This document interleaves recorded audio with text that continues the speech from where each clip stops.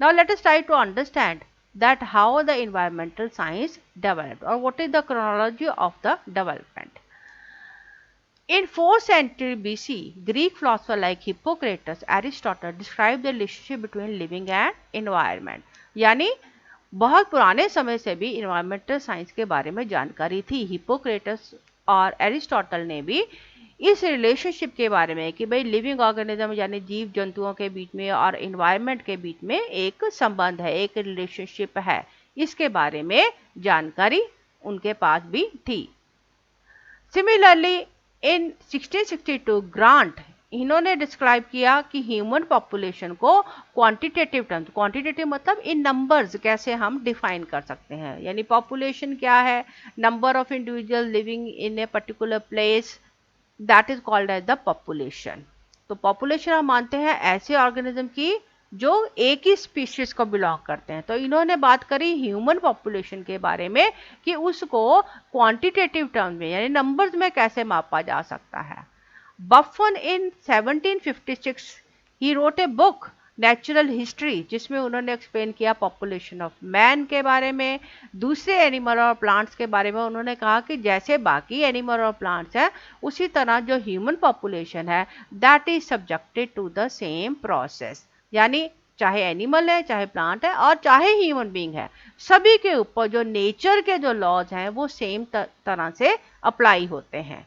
इन 1798 methods इन्होंने define किया कि जो नंबर ऑफ ऑर्गेनिज्म यानी जो पॉपुलेशन है ये इंक्रीज होती है ज्योमेट्रिकली। ज्योमेट्रिकली मतलब डबल होती है, 1 से 2, 2 से 4, 4 से 8, 8 से 16, 16 के बाद 32, यानी हर बार ये डबल हो रही है।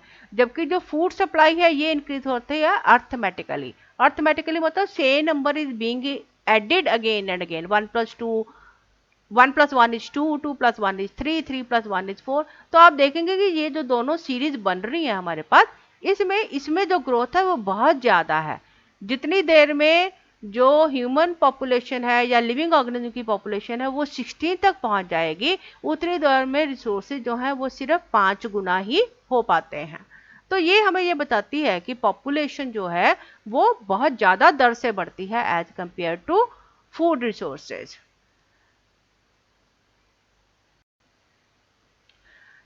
Next is in 1835, Quetelet, he analyzed the potential ability of population to grow geometrically was balanced by the resistance to population growth।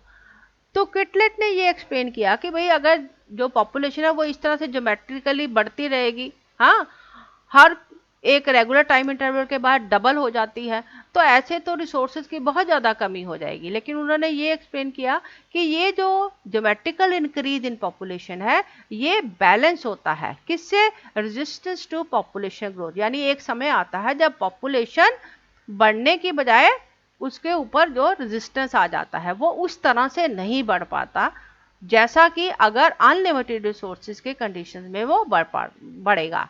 तो ये जो रेजिस्टेंस है ये कहाँ से आएगा, ये आएगा फूड सप्लाई से या रिसोर्सेज से। Next is in 1843 Farr discovered relationship between density of population and death rate.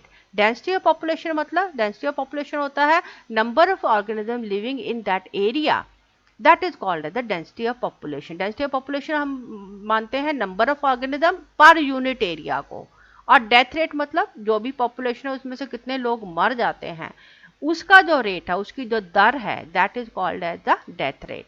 तो फार ने ये रिलेशनशिप डिस्कस किया कि डेंसिटी ऑफ पॉपुलेशन और डेथ रेट के बीच में क्या रिलेशनशिप है। देखिए क्विटलेट ने कहा कि ये जो पॉपुलेशन है ये चेक होता है, इसके ऊपर रेजिस्टेंस आता है, और फार ने ये बताया कि ये रेजिस्टेंस का रिलेशनशिप क्या है।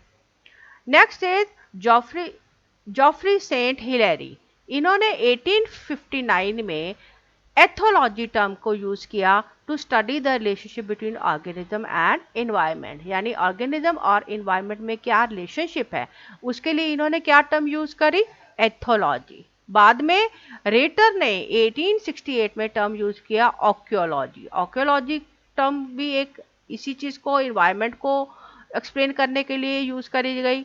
लेकिन इथोलॉजी और इकोलॉजी में डिफरेंस क्या है, that it is a relationship between organism and environment, whereas this is relationship between living and environment. So सारे organism और environment के बीच में जो relationship है उसके लिए दो term use होती हैं 1859 में और 1868 में, इसमें एथोलॉजी और इसमें एक्योलॉजी। इन 1869 अर्नेस्ट हैक्कल, अब ये इंपॉर्टेंट आ गया, इन्होंने ये टर्म डिफाइन करी इकोलॉजी। तो जो इकोलॉजी टर्म जो आजकल हम यूज करते हैं, ये टर्म किन्होंने डिफाइन करी, अर्नेस्ट हैक्कल ने।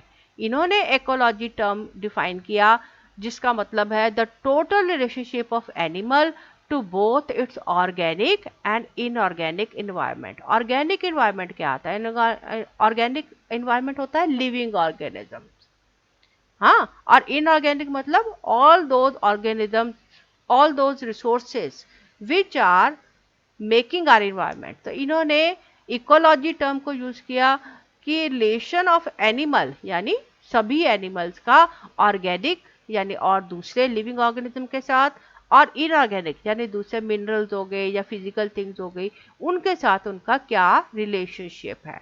तो ये जो टर्म है ये अभी भी प्रचलित है, इकोलॉजी टर्म अभी भी हम यूज करते हैं। In 1935 A.G. Tansley introduce the term ecosystem. Ecosystem मतलब the sum total of all living organism, non living organism and physical components, इन सभी को हम इकोसिस्टम बोलते हैं। इकोसिस्टम में हम स्टडी करते हैं relationship, interaction between living and non living organism. So in this course we are going to study a lot about ecosystem. In 1969, Odum, he defined ecology as the study of the structure and functions of nature। तो ये एक अलग definition आ गया हमारे पास, ज़्यादा comprehensive. इन्होंने कहा था ये ऑर्गेनिक और इनऑर्गेनिक इन्वायरमेंट के बीच में रिलेशनशिप है, जबकि इस डेफिनेशन को और वाइडन किया ओडम ने, जिन्होंने डिफाइन किया it is study of structure, यानी ये ऑर्गेनिक और इनऑर्गेनिक कंपोनेंट ये इसकी स्ट्रक्चर हो गई, and the functions of nature. So with this we have concluded the first part of the lesson, that is understanding what is nature, how the term developed, and what is the chronological development of nature term. Thank you very much. In the next part we will study about the environmental studies, environmental science and ecology, these three terms being used in the environmental study। जानेंगे इनमें difference क्या है।